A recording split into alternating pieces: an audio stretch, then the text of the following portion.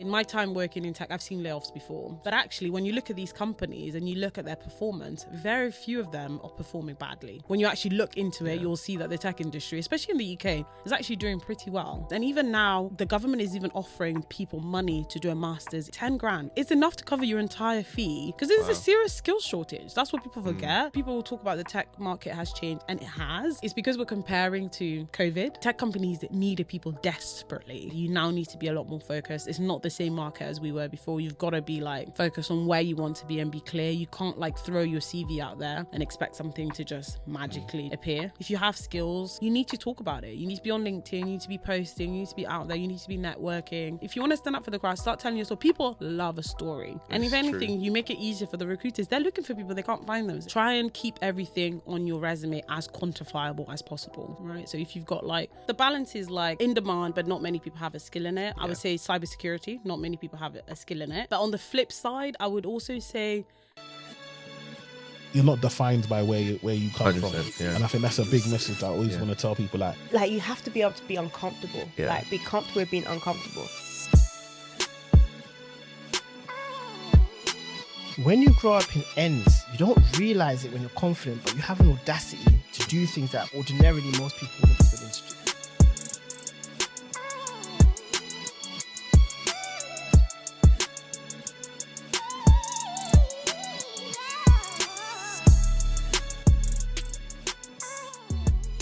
Welcome back to another episode of the podcast. I'm your host, Atto. We have a special guest in the building, Hosanna, who has transitioned from Microsoft, and she's currently working at a cybersecurity company, working as a solution engineer, and she's also founder of Tech Corner, which is a platform that helps women to start a career in tech. Hosanna, how are you doing today? I'm good, thank you. I'm so excited to be here.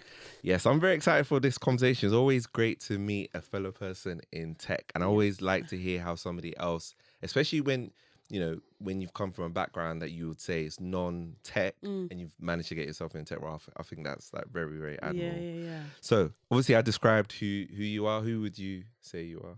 Yeah, I would say probably what you've said. Yeah, I'm Hosanna. I've been working in tech for about almost 6 years now. Wow, crazy. I'm Congolese. I'm married.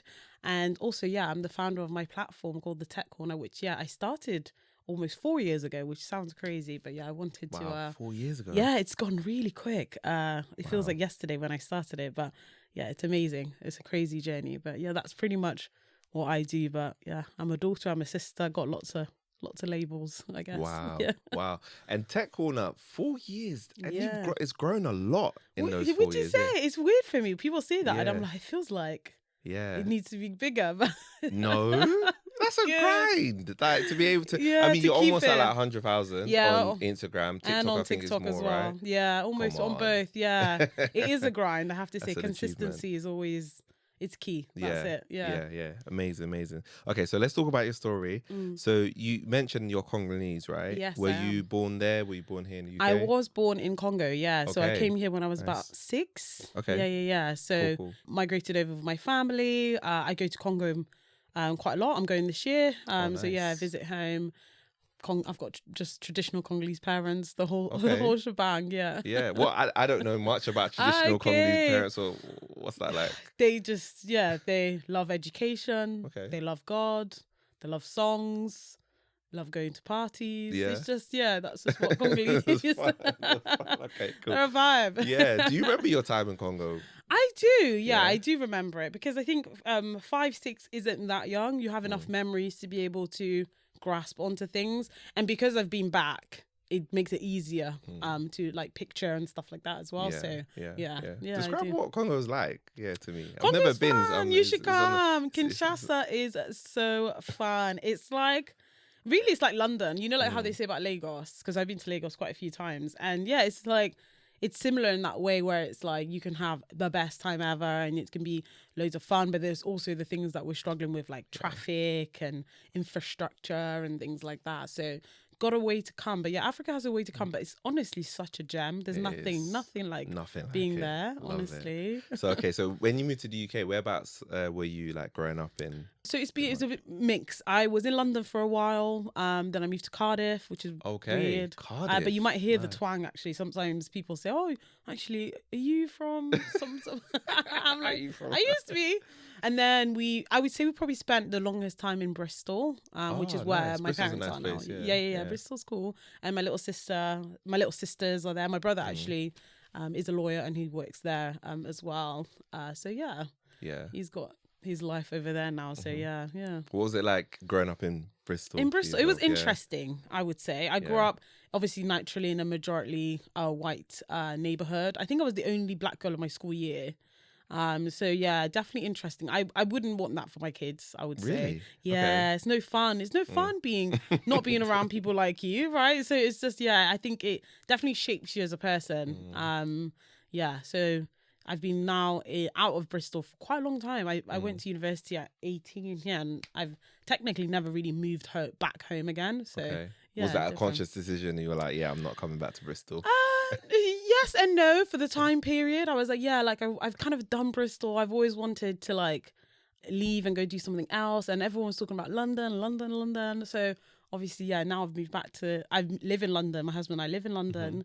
But we're actually planning to move back to Bristol. So interesting. So now 360. I've turned. Is it the price? Eventually, the prices in London. Bristol's not cheap either. No, Bristol's not cheap. But I just think it's like, so we have a house in London. But when I look at like the cost of my house to what I get in Bristol, I'm like, it's not cheap, but you might get something, it's a little bit bigger, and a little bit of greener areas. You get something central, which obviously in London you just can't. It's just that's tough. It's hard. I mean, if you watch all the real estate shows about London, the prices are a bit mad. They're a bit very, mad. very mad. Yeah. So you mentioned a little bit about school, right? Were you into your studies at school? I was very into my studies at school. Yeah, I've always been super academic. My parents again are quite academic, and they've always been like that. So as everyone. Pretty much everyone in my family is academic. So even growing up, they used to call me the professor when I was in like year one. Yeah, because I used to correct my teacher. Yeah. You were one of them ones. I like 5. I used to love school. School was like my bag. Yeah. So I've always been super into school. Okay, mad. So what was the favourite subject that you were doing at school? To be honest, I think English literature. Okay. I used to always love English. I read a lot still, like now. So I just love books. And growing up, my mum used to take us to like the library in the summer. Wow. And that was like a big thing for us. We'd get all these books and things like that. So I would say probably English, which is weird considering now. Yeah, what I you're do. on tech. Yeah. I mean, maybe it was more of a hobby for you, which is why you still read books. Okay, cool. So let's fast forward to today, right? What did you end up like studying at university? Yeah, so I had an interesting path. Obviously, you mentioned earlier coming from a non-technical background, moving over. So I actually did business as my first degree at university. Oh, wow. Yeah, so I did that for 3 years. I studied at Cardiff, loved it, really great degree. I had plans to go into finance though, because my dad's in it, or was in it at some point.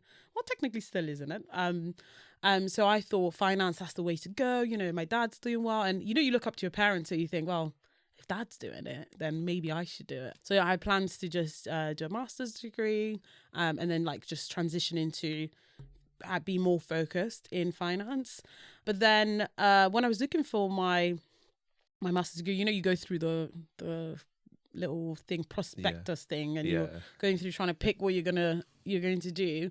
It was either me or someone else noticed that Cardiff University was doing a transition degree to computer science. I'd never heard of that before, a conversion degree. I had heard it for law, so obviously the GDL. So a lot of people take it, and if you studied something else, you can then study law for a year. Yeah. So it was effectively that for tech. So it was a year of studying technical courses, subjects, and then you'd leave and they would essentially make you like job ready to go into the market for tech. Interesting. Which I never knew about, but that's what I ended up studying for my second degree. I did an MSc in computing, and which had all those tech subjects. That was kind of my first entry into tech, which was Interesting. What was the motivation for doing that? Because that's such a turnaround for Yeah, wanting to do finance, to right? be honest, I've always been quite money motivated, and I've Okay, always money been, motivated. You're on the right podcast then. yes, I've always been super money motivated. So that was one of the reasons why I was going to do finance anyway. And I've always like been very attracted to things that sound cool and look cool. And I think at the time there was like Mr. Robot was showing on TV. I don't know if you've ever watched it, but I've watched the first season. yeah, so he was a cybersecurity hacker, I think. And yeah, I was like, this looks really cool. So in my head, I was like, oh, you know, I can code, I can be a hacker. Yeah. Sounds cool. I looked up some jobs. Some people were talking a little bit about tech, not that much back then. 2016, nowhere near as much as people know about now, right? Lots changed. And so that was like my main motivation. I didn't think I'd, you know, be amazing at it or anything. I was just like, let me give it a go. And again, I'm studious, so I was like, I'll just try it. Study, yeah. Oh man. Okay, cool. Wow, that's so interesting. I never knew a course like that existed. Exactly. No that one you could does. do, conversion. Honestly, we should talk about it a bit more. So like, many people courses. should do this stuff. Right? Yes, and it's at the time it was like just Cardiff, but now it's like everywhere. Bristol, Bath, like Wow. Queen's Mary, so many courses. And even now, the government is even offering people money to do a master's in either data or seriously or cybersecurity. 10 grand. I'm like, it's enough to cover your entire fee if you don't come from a non-technical background. Seriously, look it up. I can't remember I think it's like data science and cybersecurity grant or something like that. I did it not exists. know that. That's crazy. Yes, honestly. Do you have a technical degree? Yeah. Okay. Yeah. Well, I did. Kind of actually. Yeah, I did a master's because I also switched. My first degree is law. Then I did a master's. It's called. It's not there anymore. But business systems analysis and design. Oh, okay. Yeah. Right. Yeah, so I did some technical stuff. So we did a bit of coding. We did a bit of databases and stuff like that. So yeah. Yeah. So it is technical. Yeah. But yeah. So for anyone who doesn't come from a technical background, especially if you're from an underrepresented group. Obviously, women, black women, sick. They're offering it, because there's a serious skill shortage. That's what people forget. Obviously, you know, people talk about the tech market has changed, and it has. It's not the glory days as the gravy train is not before, you know, during COVID, obviously, because COVID and Brexit was a huge change to the market. Of course, the market was going to change. People were going to be like, we need tech, and they did, right? We both worked through COVID. You saw that it was just crazy. Customers were like, I need technology right now. I've got staff who are at home who don't have access to anything. It was such a weird thing. I'm like, how is this not normal? Like, because for me, prior to COVID, work from home was a normality. It's not like I was doing it 5 days a week, but I could do it. It was if a you had normal, a choice, you know, but other people wasn't doing it and they didn't even know it was a thing. It was so weird. And then everyone's like, oh, you can work from home. Yes. Been doing it. Exactly. So okay, that's mad. Wow, I did not know that you can get 10 grand. Okay, so if you're listening, watching, go find better it, take guys. up on that offer. Yeah. Okay, so what ended up happening? Obviously, was Microsoft the first role that you got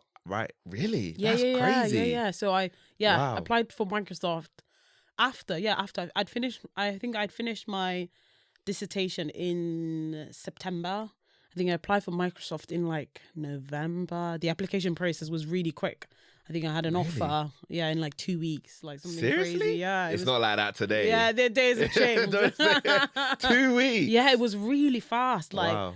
I think, or the application process was 2 weeks, and then they took like another week to call me. Yeah, it was really.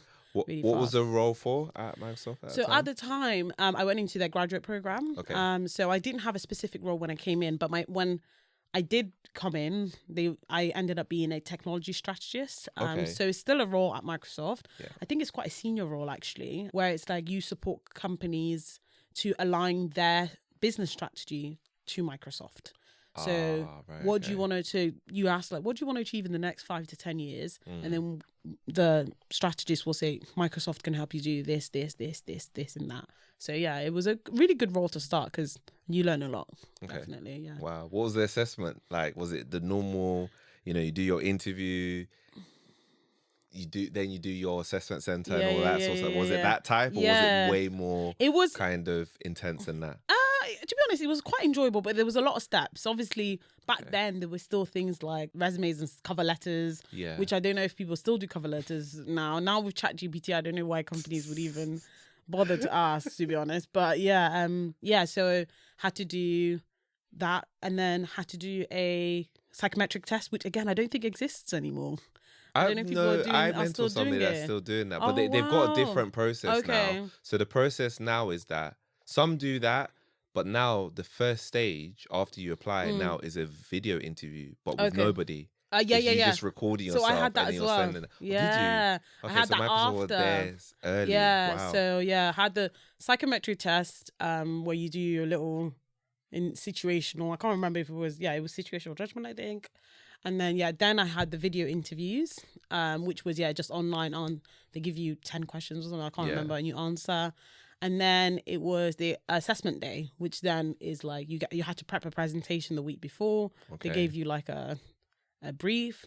You did the presentation in the morning. You had 2 interviews in the afternoon, and then you had like a team task, and then you had like a speed dating, I guess, with the hiring managers for them to like suss you out without it being in an interview. It was just them to see you, to ask questions and things like that. Yeah. Wow. Yeah. What do you think made you stand out? And obviously because Microsoft is competitive and a lot of people would want to get there. I think I showed leadership skills. Okay. Yeah, I think when I was doing my group task, everyone else was kind of writing on the board and things like that. But I was naturally like, I don't know, I just went into the leadership role.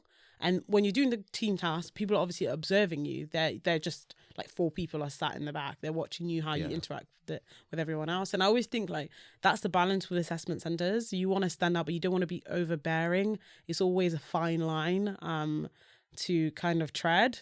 But I think that was it. Okay. And I was pretty confident after that. Yeah. I was like, wow, I think I got it. that's cool. Yeah. So what do you feel like you learned in terms of your time? Like what lessons you learned from your time at Microsoft? Oh my gosh, so many lessons.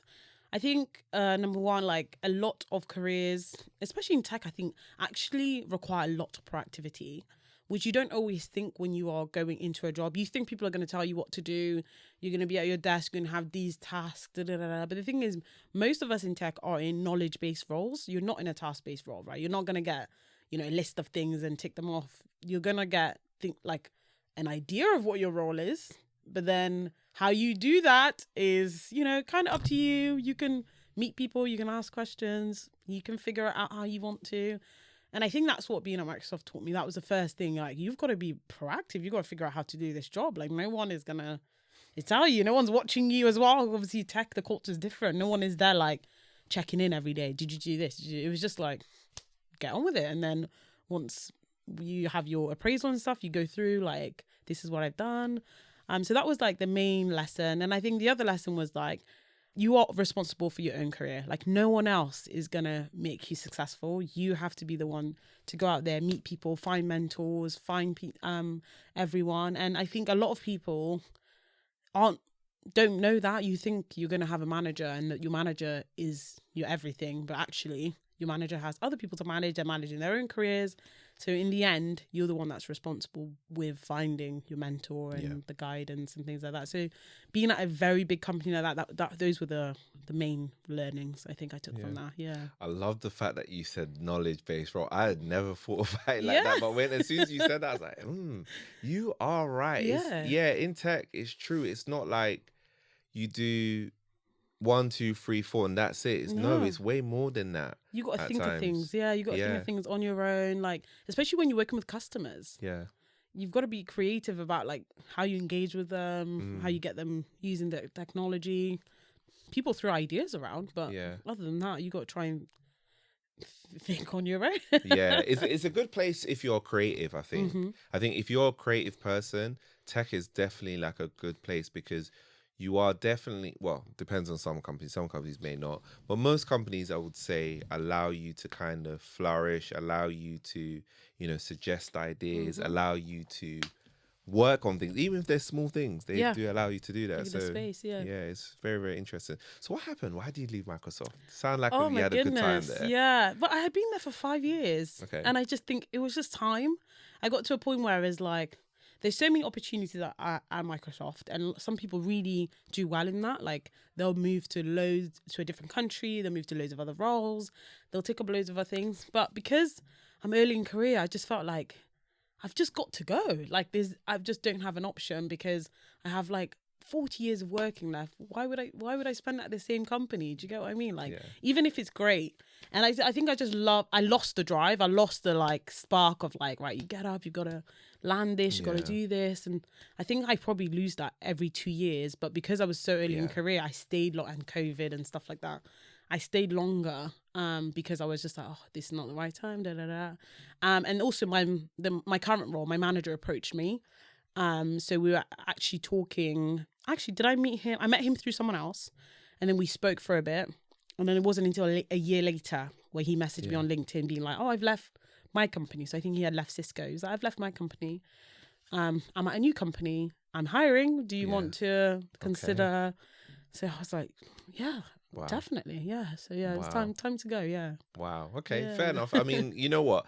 I also like the fact that you said the drive because it's true. I think before my previous company, I was moving every 2 years, and then COVID also happened. I was like, actually, let me not take the risk. And then I had a period where I was at a company for 4 years, and that was like my longest. Not because then I hope the other company's not listening. Not because it was by choice, because of COVID. Yeah, exactly. You were that trying was to the hold only on. reason. Yeah, because it's the same reason as you. It's like the drive. You just want to keep on making sure that you go to somewhere else. Yeah, you want to be challenged, right? You want to wake up. Exactly. It's horrible, that feeling when you're first new to a company. It's very tiring and you're so scared. But actually, it's also exciting. It's like, oh, like, new I don't know it. Yeah, everything. And every time you get something right or you fix something or you find something out, you're like, oh my God, yeah, this is great. Yeah. And eventually that will dip again. Yeah. And also, salary-wise, you just can't stay at the same company. Not if you started on a grad scheme. Yeah. You just have to move around. Otherwise, you're going to lose your salary. Cool. So, obviously, you left Microsoft and then you joined a leading cloud security company. I guess, what was, the motivation around transitioning into that role? Okay, yeah. So, few things. I think, number one, my manager, as I said, he approached me and we'd been talking. So, I was like, he's going to be a great supportive manager for the change.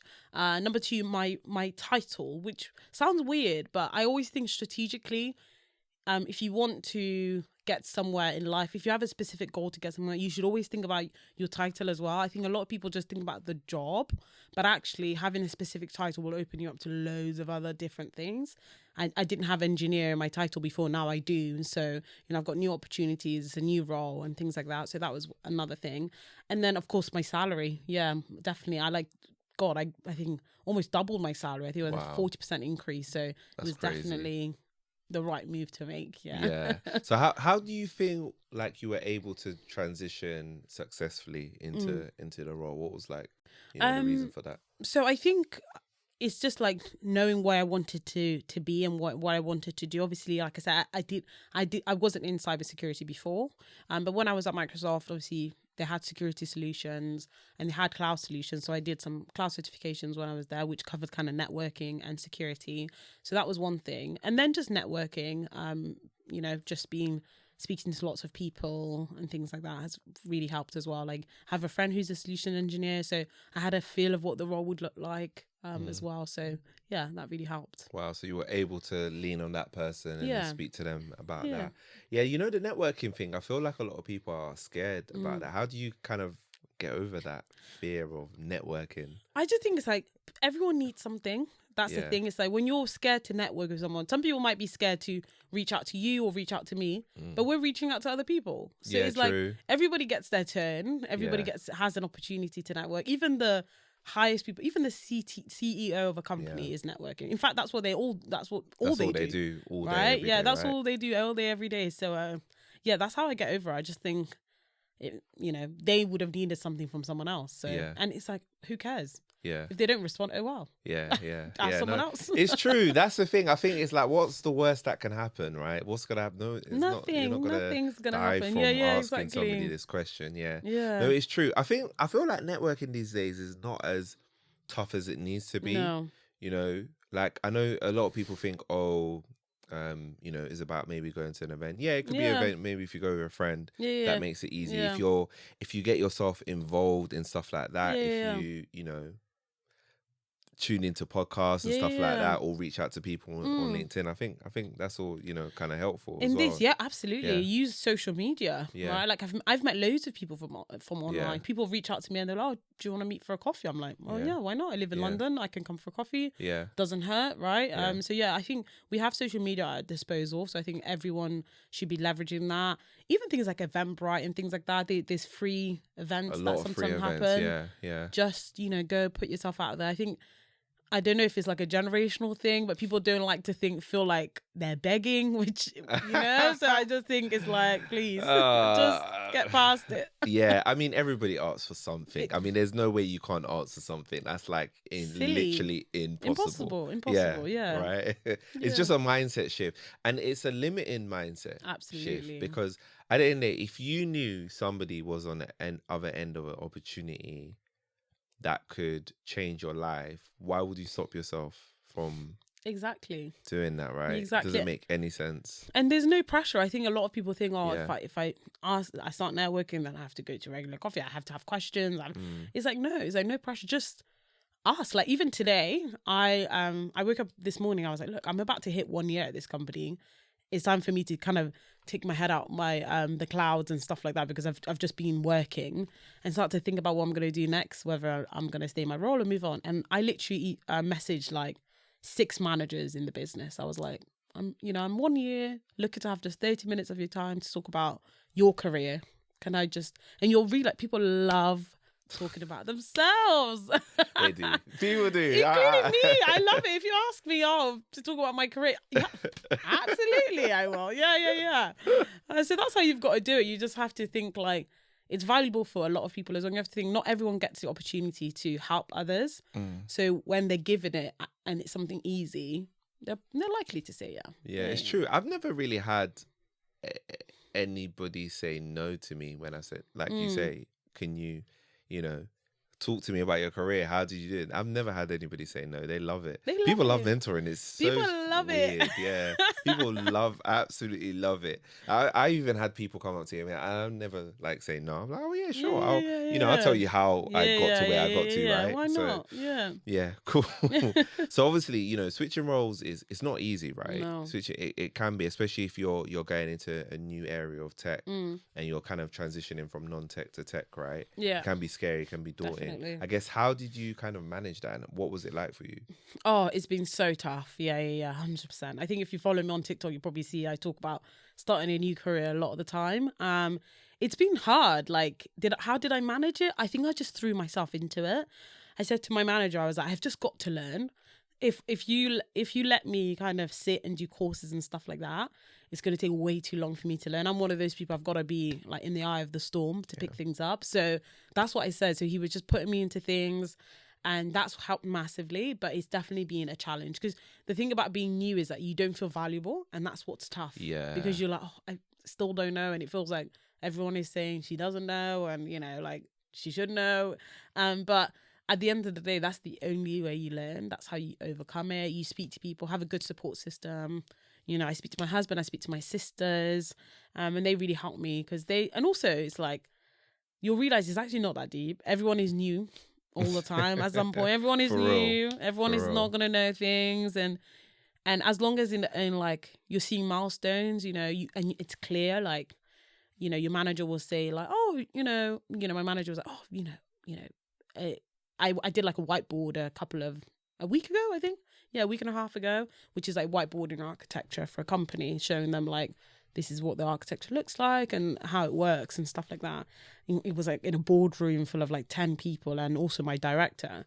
My manager was like, think back to like September. You would like never have done that, right? Like that's a milestone. So you just like remembering the milestones that you've got. So making sure they're clear for you, what's going to make you be successful. Wow. I love that. Yeah, that's the thing, right? Like, I think sometimes those progress, when you get your aha moment, you're like, aha. Yeah. You just never know when you arrive there, but you arrive there at some point because of all the little, you have to, steps that you've taken, right? That you get there. So yeah, it's so interesting.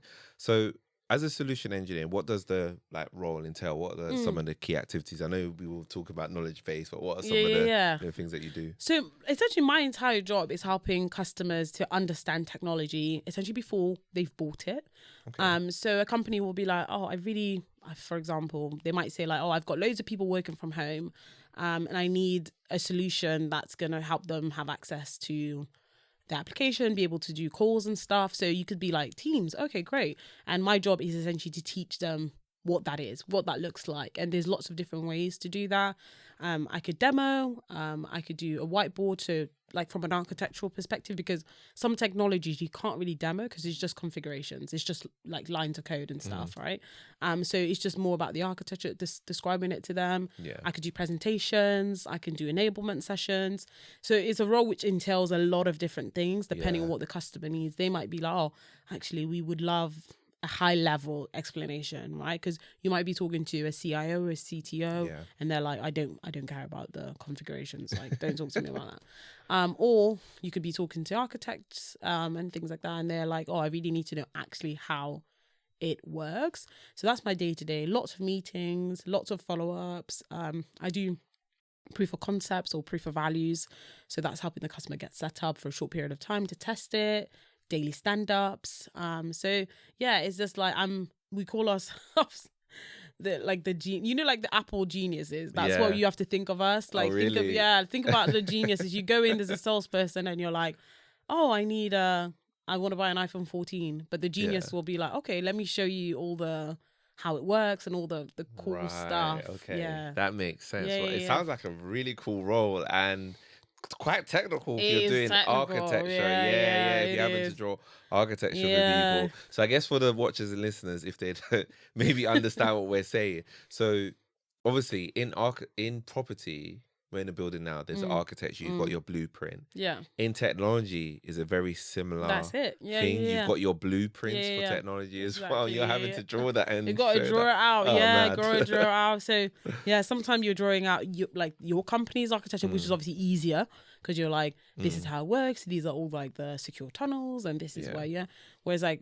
sometimes they'll tell you, actually, can you show us like what our architecture would look like, and then that's when it's like, oh, you've got a data center here and this here and this. So it is quite technical. Yeah. That's good though. That's a very good experience to have because honestly, it's not easy. Wow.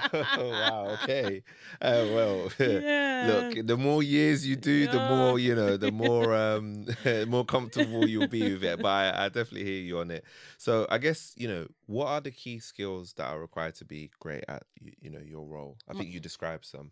So you need to have obviously some technical ability or at least a willingness to learn it. It's very easy for people to get quite scared when it comes to tech, and it is scary when you don't know stuff, right? You don't know how it works, and it can be quite confusing, can take some time. So that's one thing. And then another thing would be you definitely, like I talked about it, you kind of need to be a curious, proactive person. You got to be like, oh, why is this not working? Okay, I've got to go into their environment. I've got to look around and try and figure out why it's not working. Obviously, you need good communication skills. I think as well, if you are, a lot of people in this role can either be, like on the more sales side or more on the engineering side. So I think you've got to try to balance it, because sometimes people come from like an actual engineering background, so systems engineers a lot of the time. So they're not used to actually being with customers. So helping customers can be tough for them. So you got to really make sure you've got the people skills to work with people. Because I'm glad that you mentioned that, because there are some people in tech that just want to get on with it. They don't want to really do the whole communicating with customers, maybe the politics. They don't want to deal with all of that kind of stuff, because they just deal with code. Code is very, let's say, binary, where people are not so binary, right? You can deal for sure. Got lots of characters in tech, So, exactly. Okay, cool. So what about the salary ballpark? What's the salary ballpark for a role like yours as a solution engineer? Solution engineer, I think average salary would probably be In cybersecurity, 80,000, I think, average. I would say, That's a high yeah, I average. think it's about average. I think, As an average. yeah, I would say on Wow. average it's probably about 80. So I would say it's probably between most people would probably be around, lowest you'll get is 60, a good high, maybe 150. Wow. Yeah. Wow. Yeah. That is epic. Yeah. It's Wow. a good place to be when it comes to Yeah. salary and salary growth. Again, it's because it's not a role where there's necessarily a path. There's no university degree for you. No, for you Right? to do that, yeah. So yeah. it's one of those where they need, got to find the people for it. And yeah. And because it's such a, let's say, it's almost like a specialized role, like you said. It's like you're in the middle of an engineer, and you're doing sales. Exactly. So you're almost like, you've got the technical aspects and then you've got the soft skills aspects, Yeah. and you're putting that They've into the gotta middle. A come lot in of people together. don't have that. Yeah. Exactly. Both of that. Some people just are more soft skill and they want to stay there. They're like tech. Yeah, like, I'm Some people are scared. tech, they just want to stay there. But when They you don't have the wanna- combination of both, you're going to be more valuable. Absolutely. You And it gives know? you more choice. It Yeah. gives you more choice because I've got a lot of friends in, I guess, tech sales, and some of them are kind of like, oh, I really can't do the tech stuff. But the thing is, like, even if you're in sales, you're still in tech. So if you're not technical, you start to limit yourself because you're like, well, I can only be in these roles because I can't get myself to, learn. So it's so much better to try and learn, stretch yourself. And if you really don't like it, you just come back the other Yeah. way. And that's the same with technical people as well. Yeah, cool. Okay. So hopefully we're going to help people Fingers crossed. transition into tech if possible. So, okay. So in terms of the tech industry, it's a bit of an interesting one because this year wasn't as bad as last year, but it still was quite bad. So so I wrote down here there was about 81,000 tech workers laid off in 2024, Yeah. and we're only like halfway through, and it's most of the big companies that we know, Tesla, Apple, Google, Duolingo. So despite these layoffs, though, do you feel like the prospects in the tech industry are still good? Yeah, absolutely. And I think it's because for most people who don't work in tech or are early in career in tech, this is their first time ever seen a round of layoffs. In my time working in tech, I've seen layoffs before. So for me, it's still shocking because it was at such a big scale. But actually, when you look at these companies and you look at their performance, very few of them are performing badly, right? It's got nothing True. to do with their lack of money or the fact that, their products aren't selling. They are, right? They're selling very well. Their stocks are doing very well. But there's strategic reasons for why they do kind of the layoffs, which I completely disagree with. But when you actually look into it, you'll see that the tech industry, especially in the UK, is actually doing pretty well. Good prospects for it. So right now, big companies are reshifting their focus. You'll see a lot of people will be focused on AI. So if they want to put all their money in AI, they can't necessarily be focused on something else, right? Yeah. So to justify spending, God knows how much Google spent, $1 billion on AI, they have to justify it by being like, right, well, we have to get rid of this other project. We're not touching it anymore. Yeah. So that's why you're seeing a lot of these shifts. But still loads of prospects. The smaller, medium firm companies are growing massively. This is their opportunity to uptake it. There's lots of opportunity. I think it's just also the tech companies, again, it's because we're comparing to COVID and the COVID bubble, right? Tech companies that needed people desperately. There were companies that were like, they've started hiring at 400%. They were just hiring people. Microsoft increased its referral budget at the time because they were like, we need people to come in, so it was a different time then. Now that they've come out of that, it's a baseline now. Yeah, so now things have changed. But whereas like these other smaller companies are growing massively. Like everyone I know that already works in tech, no issues really with finding a job. I've had lots of friends move over, taking offers, still good salaries and stuff like that. I just think it's like you now need to be a lot more focused. It's not the same market as we were before. You've got to be like focused on where you want to be and be clear. You can't like throw your CV out there and expect something to just magically just appear. You kind of have to know where you want to go and then build a path towards it. Yeah, it is definitely a different market, and obviously a lot of those people that have been laid off, they're now added to the market, Exactly. which is making it way more Exactly. competitive. But I do agree with you that the market is definitely, tech industry is definitely has good prospects. I was reading that in May, in 1 week, we had like £2 billion invested in the UK. Yep. So investing a lot They're of money investing, here. yeah. And we remember there's still a skills shortage. Yeah. And that's the thing people forget is like these companies still need people. They just have to be very focused on the people that they get, basically. Yeah. Cool. So obviously now you've been in tech technically 6 years actually. Almost. If you include Microsoft, right? So what have you enjoyed about it? What haven't you enjoyed about it? What have I enjoyed? Oh my God, the opportunities, the lifestyle, all the great things about working for a big tech company that came with it. It was really fun. Like when I speak to my friends, it was funny. I was talking to one of my friends 2 weeks ago, and we were talking about how you see these videos about day in the life in tech, and people always have a huge problem with it because they're like, it's unrealistic. And I was saying, God, if they saw us pre-COVID, they would be sick because it's not unrealistic. A lot of the time, tech can provide people with really lots of fun, the travel and things like that, great offices. So that's been amazing. The learning opportunities have been amazing. Opportunity to work with, some complex customers, projects, really incredible. So that's what I've enjoyed about it. What I haven't enjoyed, I would say probably, and I've never known anything different, is probably, honestly, the lack of diversity. I think if I had gone into potentially finance, there might have been a little bit more diversity. Other industries have more diversity. That's one thing tech just does not have. Just doesn't at all, which is just annoying because, you spend your whole career around people who are just not like you at all. So it's more difficult to, I think, navigate, I would say. Yeah. It's funny, you are the second person that said that about diversity in tech. Yeah, terrible. It is not the best, and I think it definitely hopefully should improve as more people know the prospects that you can get from it, the fact that there are a lot of benefits, like you said, the fact that you have all these sorts of opportunity, and the fact that tech's always going to be here as well. For sure. It's not going anywhere, right? It's only it's just going to change. And I think it's also like these tech companies, they want to hire more diversely, and of course some of them have to do way more work than they are doing right now.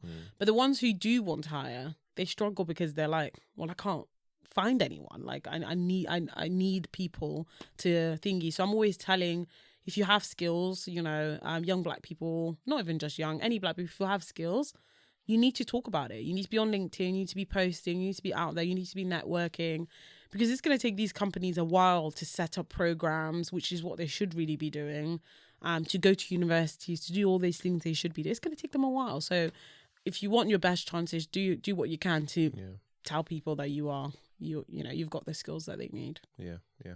It's super important. So we kind of touched on it slightly, the cons, and you kind of mentioned it actually about the refocus on AI. AI is a hot topic now. I remember do you remember big data? Big data was a hot topic. It still exists. It's still big.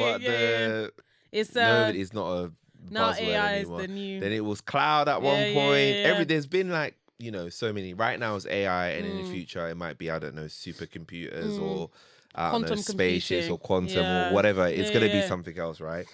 So it's obviously tech industry is fast moving, and technology is advancing rapidly, and it can lead to people's skills becoming obsolete. And I don't want to paint the picture of, AI is going to take over the world. I'm not talking about like that. Like I'm not, I'm not trying to create a bleak picture here. So I guess what can somebody do to stay ahead of the curve so that the skills that they have are always in demand? I think you've said it. I think you have to embrace what's out there. I think that's one of the cons, actually. You can get a bit of tech fatigue. I think there's so many things, like you said, there's, we had NFTs, we had this, we had that. There's so much noise and can be a bit overwhelming. But I think the way you need to think about it is you need to think about just advancing your skills rather than reshaping them to fit a new career. So it doesn't matter where you are in tech or even not in tech, everyone needs to know about AI, whether you understand what it is or you actually go learn it fully. That's what you should do. Follow the market and start to understand, okay, this could help me in the future. It's not going anywhere, right? So how can I add this to what I'm doing currently so that I stay up to date? And it's little things like taking certifications, and it doesn't have to be super technical ones, but most tech companies will have the big ones that Amazon, Google, and Microsoft will all have certifications on pretty much all the new stuff that comes out. They all have AI certifications. So maybe just take a foundational course, especially like, with Google, because obviously AI has been something that they've focused on a long time. Microsoft's got one, and just have it. Add it to your CV. Doesn't matter what you do. Just add it, right? It can take a long time, but some of these foundational ones aren't that bad. So I think that's what it is. Take it at incremental steps and think about what it looks like for your career before you invest everything into it. Because some people are like, oh, I was focused on, cyber, but now I'm focused on AI. But it's like AI and cyber are, they're linked, and that's the thing. So AI is going to be with everything anyway. Yeah. So it's really just having a little bit of thought before you kind of take on everything. Yeah, Absolutely. I agree. Yeah, I think it's like you said, it has to be definitely like quite defined. It's not about, like you say, doing everything. And it's about having that growth mindset. You just have to do it. I mean, I haven't done a certification every year, but this year I did like a few AI certifications. I was like, oh yeah, because I'm interested in this. I was like, let me do a few. It's always good to add it to your CV. I think it's good to get yourself in the habit of upskilling, and that way it also protects yourself, because if you need to move roles, or let's say your role becomes obsolete, your mindset is, okay, I'll just go and learn something else. You're ready to, you've got that skill. Whereas if you're kind of like chilling, let me wait and see. Nah, man, you can't. That's the challenge of tech as well. Like even just the companies you work for, they could decommission products and bring new ones in. So it's always the constant learning, both a pro and a con, I think, of tech.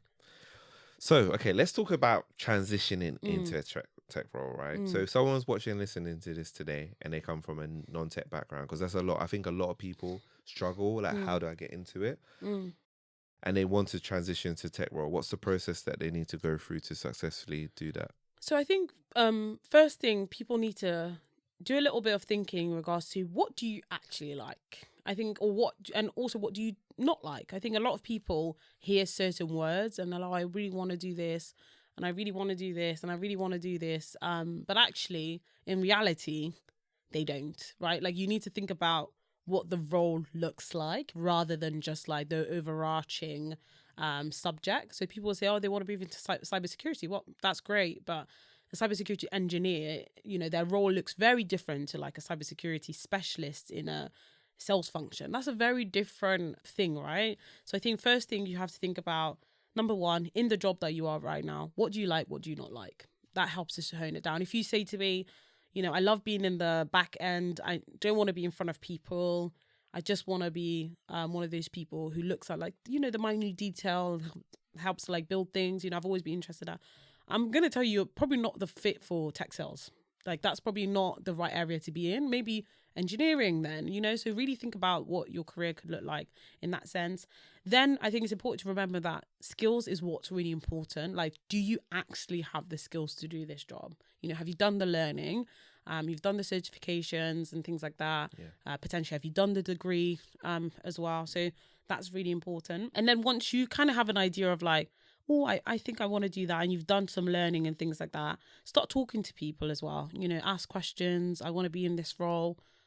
What does that look like? What's a day-to-day perspective? And then put some time in. So I think it's a bit of a journey, but it's really remembering you've got to have skills, you've got to have a network. And in this day and age, realistically, you've got to know what you want to do. You can't.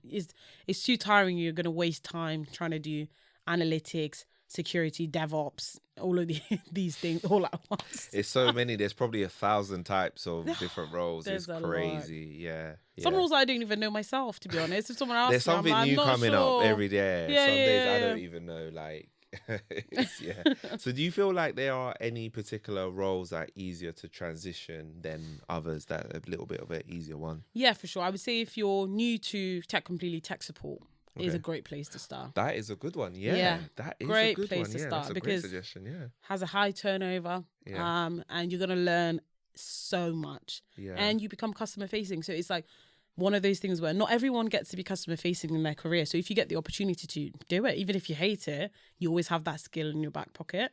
So yeah, I think tech support, that's where you want to be. You could do like database admin as well, but I think tech support is probably my favorite one for anyone who is still. I like that one. deciding That where to is a go. great one because, like you say, you're developing your soft skills, your communication skills, and you're also kind of developing your tech skills Oh, because for you're having to sure. support For a sure. technology, right? So you're doing both. Troubleshooting. Yeah, For sure. Yeah, wow. yeah. I didn't think of that. Yeah. That's Which so one? cool. What would you say? Let me think. Let me think. You know what? I would say PMO, Oh yeah. project management Yeah, office. that's It's a good not one. really. What's good about that is that you could do that across several different industries, and I know a lot of people that did that Yeah. before becoming a project manager. Yeah. So a lot of people are like, oh, how do I get into project management? And I know a lot of people that did that. Yeah. So for it's like sure. almost like kind of like support to project managers For in sure, a for way. sure, So for yeah, I sure. think that one's good. Yeah. And I just remembered actually when I was working at my other consulting company, a lot of the people that wanted to become project managers, that's what they did. Exactly. On Yeah, the projects, I was like, that's how you start. That So, is how. Yeah, that's a good PMO one. is what I would That's have a really done. good one. Yeah. Cool.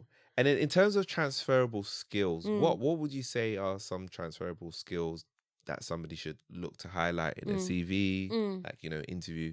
I would help say, them, So I say if you've had customer facing experience anywhere, that's definitely a top one because again, not many people actually. You'd be surprised. Not many people actually have it outside of sales, and that's what they'd be looking for. So that's a really good one. I would say if you've worked on, led any sort of projects anywhere, whether it's in retail, administration, whatever, add that. If you've worked on any targets, which actually surprising most people have, but they don't realize. So if you've had any targets in your career, add those because again, those are relevant to like everything. Yeah. And then there's things like obviously communication and things like that, but try and keep everything on your resume as quantifiable as possible, right? So if you've got like anything that you've been able to measure in your current career, that's what would be really well transferable into like a tech career, I think, because it's relevant to everything. To all roles are going to need those things. Yeah, people don't realize how much you can kind of excel if you like you say, you have quantifiable stuff, right? So whether that's like leadership of a team, right? That's something that you can do like across so many different industries. If you've led anything, any project, any event, anything, that's something that you should have on your resume for sure. Wow. Yeah, no, I really love those tips. And then obviously this market is, you said that you don't think it's competitive, but that's for tech people. What about non-tech, right? It's going to be competitive. I mean, it's still competitive for us, but I just think it's obviously a lot easier if you've got the skills. It is competitive. Yeah, it is competitive even for new starters, for sure. Yeah. So how can somebody, like, is there any extra measures people can do to kind of beat the crowd, especially if you're coming from a non-technical background? I would say it's a simple one, but honestly, LinkedIn. Try and tell your story. Says LinkedIn. Yeah, try and tell your story. This is the thing. This is what I'm always talking about. Black people. They don't like to tell their story. I go on LinkedIn every day and I see young white children being like, "Oh, I did this. I made this for my project. I did this." And, they get all these likes and recruiters are like, yeah, reach out to me. Yeah, this was amazing. And I'm like, what? Like, we need to start doing that. If you want to stand up for the crowd, start telling your story. People love a story. And if anything, you make it easier for the recruiters. They're looking for people. They can't find them. So if you could tell your story, that's one great thing to do. Be online. Just let people know that you're looking for a job. Whether it's, people do crazy stuff. They'll send videos. They'll do all of this creative stuff. But at the beginning, you have to find those contacts first. So make sure you're using LinkedIn. And then if you can get a referral, again, it all comes down to networking. It makes your life a lot easier, to be honest. Yeah. I think people do definitely need to get over the fear of sharing. I think it's probably due to maybe not wanting to feel like you're boasting. Yeah. That's one. Two, maybe there's that fear of obviously I might not get likes, and there's an ego thing where I might not get likes. Maybe nobody's gonna reshare it. And then three, I think as well, it's not even, it's like the opposite of boasting. It's like people are scared of, oh well, what's if people come for me? It's like do you get what I'm trying to say? It's like like if you've got something nice, some people are happy to post it online, but some people are like, oh, I'm not gonna post it because I want to protect myself. Yeah, right? they're a bit funny. Yeah, I get it, but it's like you've got to be in the game to win, right? You've got to play, and that's the thing. A lot of us aren't playing. We're just sitting back and thinking that applying for a job with a resume these days, it's enough. It's enough. It will get you a job if you're the right person, but it's tough. It's hard. It's hard. People like. We have a lot of SDRs, which are like the entry-level tech sales role, basically. And then some of them, to get jobs, they were messaging people, they were sending videos, sending this. They were really going for it, right? They were researching the company and stuff, things like that. So you really have to be quite creative. But it goes back to skills. The best thing you can do for yourself is be prepared for that interview. Yeah, really well. Yeah, it's crazy because you just remind me of something. So obviously I mentioned that I mentor somebody, right, from my old uni, and I just remembered that she had a video interview, right, but it wasn't, like I said, it wasn't like with a person, right, and some of the questions that she was getting asked was mad. It was like, so how do you feel like the energy industry is going to change, and all of these really like dissertation level questions. I'm like, what, a video interview? How is a graduate supposed to prepare for this in advance? Like, I was like, that's ridiculous. It's really hard. It was ridiculous. When she shared it with me, I was like, what? How do you going on? Yeah. It's really hard. I think we had similar questions for the Microsoft one. It was like, what's the next like big thing? What area should Microsoft invest in? I was like, Africa. They should come to Africa. There's plenty of people there. That's the thing. You got to be creative if you answer it. But the key to some of these questions, I guess, is it's really hard, but do as much like non-traditional prep as you can. I think a lot of people will go to the website, go to the Wikipedia page, will do all this, but actually you need to be looking at the news, right? Go to GeekWire and things like that. Go to places where, you know, tech people are actually talking and you can see the strategy for the future instead of being stuck in what the company have done before. Tech companies just don't like that when it comes to interviews. They want to see you talking about the next big thing that they're doing. Yeah, that's a great tip. You're absolutely right. I remember being asked at one of my interviews back in the days about something in the news, and luckily I had. You seen it? Like, oh yeah, I remember that thing. Yeah, it happens. Okay, so let's talk about some, you know, in-demand non-tech roles, right? What are like some of the most in-demand non-tech roles in 2024 that aren't, let's say, that competitive? So do you mean like non-technical? Yeah, non-technical. We'll start with non-technical. Yeah, non-technical. I would say definitely like tech sales, I would say it's still competitive, but because the early in career roles are tough, so being an SDR, a sales development representative, is basically the person who calls you up and he's trying to get you to book a meeting. So that's really hard. They've got to do cold calling, they've got to do emails, you know, they're sending cupcakes, T-shirts to people. They're doing everything they can to book a meeting. That is a tough job. But like tech support has high turnover, which means that they're always going to be hiring people, and you'll learn a great deal. I would say it's not going anywhere. So definitely look at that. Non-tech, there's so many. I would say customer success is another great one. It's still quite new. There's not that many customer success people, but if you can find like a junior role, it's a great place to be as well. So yeah, there's a lot. There's a lot from a non-coding and non-tech perspective. You know, business analysts, which they're kind of technical, but can be arguably. You've mentioned project manager. There's more people wanting to be project managers now. PMs. Yeah, a lot of people want to be PMs, and I don't know why they want that stress. That's the thing. People don't think it's stressful. It's stressful. It is. The buck falls with you. Yeah. I don't know if people realize that. Yeah. The budget, the timelines, it's hard job. Yeah. But it's a good one. And the civil service. The civil service is always looking for people. I think if you're looking for a job in tech, try and look there. They've got like thousands and thousands of jobs. Yeah, and lots of PMO jobs. And they do part-time. They do like short contracts and stuff like that. Yeah. So yeah, look at the civil service. Wow. And then on the flip side, what about tech roles? What are the most well sought out tech roles in 2024 that we would say are not as competitive as other ones? Not as competitive. I guess still the balance is like in demand, but not many people have a skill in it. I would say cybersecurity, not many people have a skill in it. But on the flip side, I would also say still software engineering, because I think software engineering still has a huge skill shortage, and is one of the few tech jobs I think that kind of has a clear path.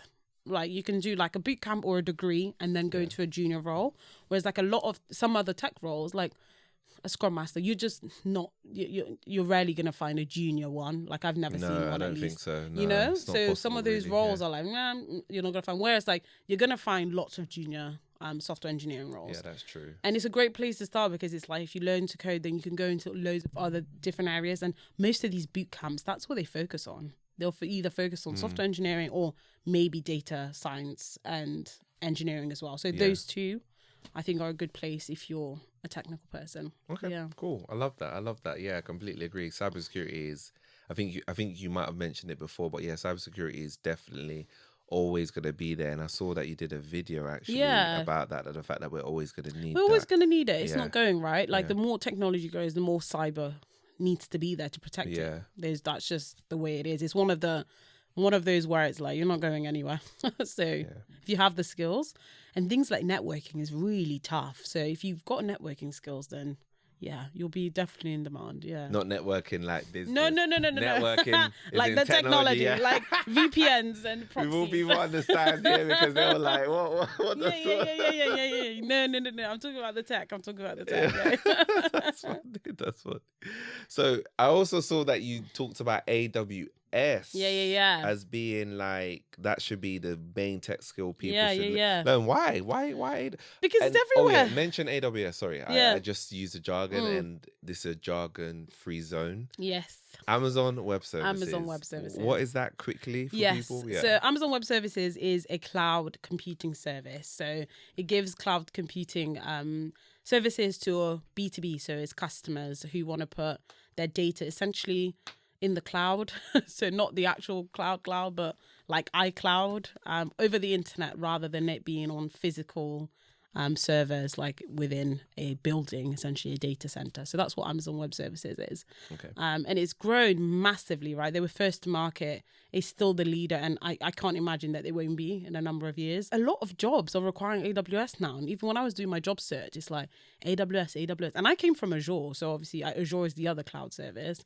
And I thought Azure was everything at the time, but actually AWS is where a lot of organizations, even some of the really successful one, will put some of their data into AWS, right? Wow. AWS is helping to keep their business running with keeping it in there. So I think definitely cloud computing, and it's one of those where they have great learning path. So if you go on the AWS website, you can start learning today, essentially, have it on your resume. Good to understand. It should understand cloud, essentially, and AWS is the market leader, so why wouldn't you pick that one? Yeah. Cool. No, it sounds good. And I think like you say, if it's the market leader and is in cloud is still relevant, will always be relevant. Very much so. And as a certification, you can get certified, and it's not something that you won't really lose out on that. Yeah. I guess what are I know it can vary, but typically what is like the starting salary band with somebody with those, certifications?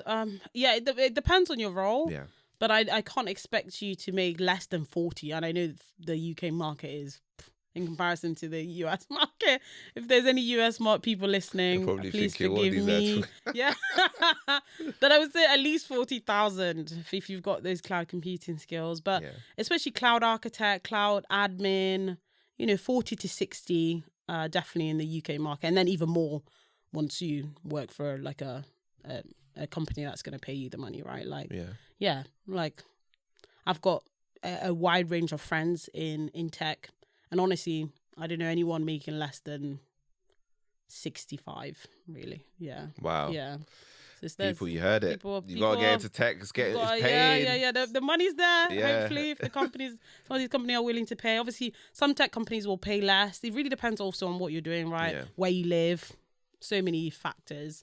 They'll work you for that money, though. It's definitely not an easy ride. Okay, so we talked a little bit about, the gender gap, let's say, in tech, right, and the lack of diversity. I guess, what do you think could be done to close that gap? Yeah. I think there's a few things. I think they need to make technology more relevant to the things that are interesting for other genders. So obviously, women growing up, you often taught about fashion and hair and makeup and stuff, and you can't put the connection together. So, people will say, oh, I love fashion, but tech's not for me. But it's like ASOS is built, that's technology, right? That's the shop that you shop on every day. Someone has had to build that app. Someone is maintaining it. So it's things like that, understanding that your passions can also interlock with technology, and you shouldn't be scared of it. And it's not something that's, just like boring. And like you said, it's quite creative. And that's what a lot of people don't understand. It's quite creative. You can be, put your creativity skills in there. I think we need to help women from a young age. So young girls get in from early. Actually, we find that girls will pick STEM subjects and then they will drop off in like year 9 when it comes to taking the exams and stuff. And then they'll go into like humanities, which is obviously great, but we want more girls to kind of try and stick to tech. And then tech companies have a lot to do to change their job descriptions. That's always been a very big bugbear for me. Because if you're not in tech, you're going to see all of this stuff, which realistically sounds like more than it actually is. They'll list all of these things and it's like realistically is more, it sounds more than it is. And also most people won't have that. It's a wish list, right? Men apply for jobs when they've only got 60% of the qualifications. 60 when they think they have 60%. They might not even have it. Whereas like women wait until they have 90, which is a huge difference. That's a big gap. Yeah. 30% of that you're missing out. So it is all of those little things. Like companies have a lot of responsibility when it comes to making the transition a little bit easier for women as well. Yeah, agreed. Yeah, I think it's the job description one's just a shocker though. Oh my God, yeah. I didn't know it was that big of a difference. It's a huge difference. Men will just apply. 60% A man will just apply, for real. It's just above the half. Just do it, yeah. 60% at uni, what's that? That's a 2-1. That's not too bad. Good. That's still good. We're not waiting until 90. Almost what the You're top probably like the in top class. grade in the class. Yeah, exactly. Yeah, no, you know what? It's true. It's I do agree with what you're saying. Sometimes it can be much more than it is, and I think like we were saying, it is a creative role. Tech suits so many different personalities. You can find something that can suit anything. Really. It's in everything.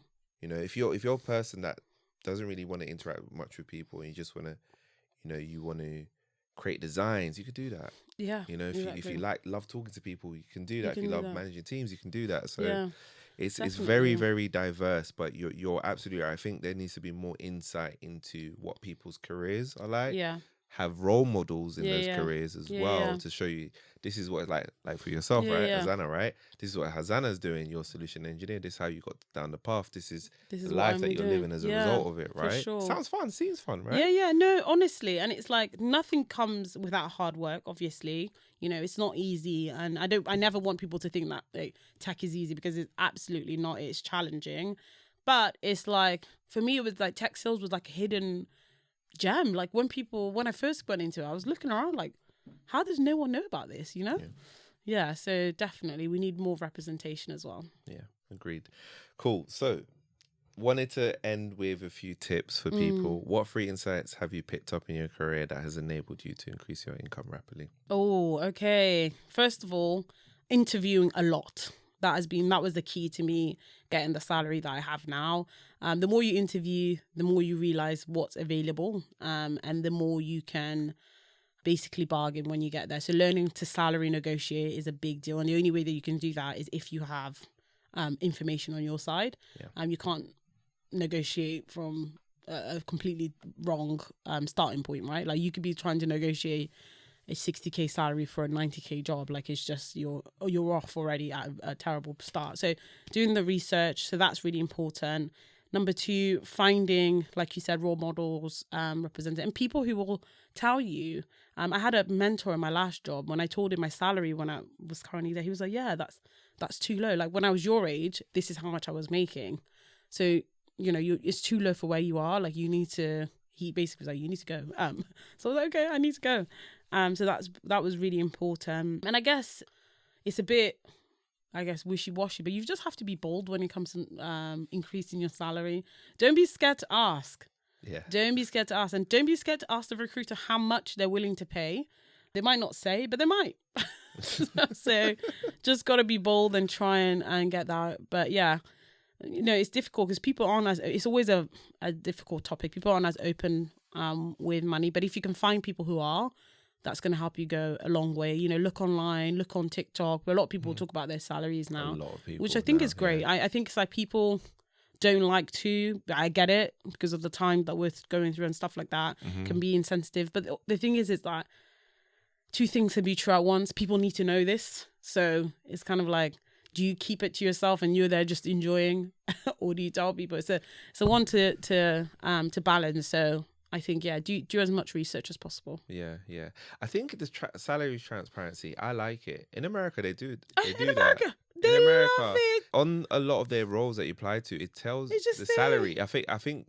Let me not say it's illegal, but on a lot of their roles that I've seen, they have the salary band there. There's there. That's not impacting them, is it? Yeah. They love it, and Do you they'll know what just I mean? tell you like. And that's the thing in the UK. There's not that.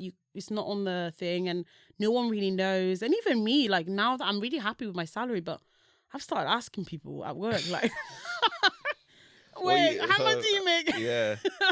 Because you don't know what you don't know. You could be Yeah. there bobbing along with your You salary. could be earning half of what they earn Yeah. and their colleagues. Literally half, or it's honestly, it happens so often. Even if it's like 10, 20K, it's still not fair. You think like, what? Like, why should I be making less? And we're doing the same. Yeah, role, doing the same job. effectively. Yeah. Exactly. Yeah. So people need to be more comfortable asking. If someone says no, fair enough. But they might say yes, so just ask them. Most Find out. people talk about salaries. Haven't come across anybody that doesn't really. Most people just blare it out and be like, Just oh, say this one, it. okay. I get it when some people, I get it when you don't want to put it on LinkedIn, but like, I don't get it when I'm one-to-one with someone. I'm like, just say it, bro. I need to know if we're in the same industry, obviously. Yeah. If we're not, it doesn't make sense. But if I'm trying to go into your role, yeah, I need to know before I make the move. Okay, so if you were starting your career again today, Mm-hmm. what are 3 things you wish you'd known at the start of your career? I guess number 1, you can't know everything. So it's okay. Give yourself a break. I'm still learning this, to be honest. To just give myself a bit of a break. I think I'm quite hard on myself when I don't know things, and like I'm still learning, and it's just like, ugh. So yeah, that's number 1. Give yourself a break. Number 2, your career is long, and there's gonna be ups and downs. Like, you might think like this is the worst year of your career, but in 10 years' time, you'll never remember it, right? And also, don't get caught up in having a linear career. A lot of people think that it's like, oh, I'll go be an SE, then I'll be a solution engineer, then I'll be a solution engineer manager, then I'll be a director, then I'll be... But actually, it's like, you don't have to go that path, right? You could be an SE for a couple of years, then you could be an account manager, then you could be a project manager. You just move around, take roles, like just take opportunities where you can. Don't say no. And then I guess the final one is, just continue to do your research. That's what I wish I'd done more as well. Like, of all the opportunities that are out there, just be resilient and just continue to search the tech industry and be proactive with your career as well. Yeah. Amazing. Love all of those tips. So you actually have a webinar. I think by the time this comes out, I think it'll be on the Tuesday of when this comes out, right? So you'll be sharing tips with people on how to transition successfully from a non-tech background to a tech background. I guess what can people expect from it, and how can they sign up? Yeah, exactly that. So just discussing things like transferable skills, some of the things that we've talked today, some in-demand skills that there are, some transferable skills, thinking about like what you're doing currently and, how you could pick what you could do next. So these are the kind of key areas. And then like talking about the job market as well, giving some insight, because I realize some people don't actually know the tech market that well, like don't know what it is and what we do. So just giving you as much tips and advice from my career, obviously, from the transition that I made. And then to register, you can register, link in my bio on both Instagram and TikTok. So I'm at the Tech Corner, and there's no E on the end of corner. So yeah, at the Tech Corner. Yeah. Cool. That's me. I mean, you answered the next question, which is I was going to ask, where can people find you? But you said, so that's fantastic. At the Tech Corner. Hosanna, has been great. It's been great. It's always amazing, you. and it's lovely to always speak to a fellow person in tech. Especially your career trajectory is so different. And I didn't even know that a solution engineer exists, so I've learned something new today. Yes, we exist. I did not know that role exists, and it sounds like such an exciting, such a rewarding, such an interesting role. Thanks so much for sharing your story, especially that transitioning and being honest. That's difficult. It's not easy to do that, because it's not easy to it's hard. grow and change what and 5 years at a company, you're comfortable there, know everything, you know the people, you know everything, right? And you're like taking away that stability to go somewhere else. So yeah, really appreciate you sharing that with us. Do you have any final words for the watchers and listeners? Yeah, I just would like to say, carry on, guys. I know it's really hard at the moment, and it's the market and things going on, but just know there's opportunities there. You just have to keep trying and keep changing that resume. Do what you can to network with people as well. Hopefully more opportunities are coming. And what month are we on? June, yeah. This is June, July and August, especially if you're early in careers, great time to start applying for jobs, right? Because it's graduate schemes and internships open now. So make sure you're getting your applications in. Thank you so much, Hosanna. Appreciate you joining the podcast today. Thank you. Thanks so much for tuning into this episode of the podcast, and see you next week's episode.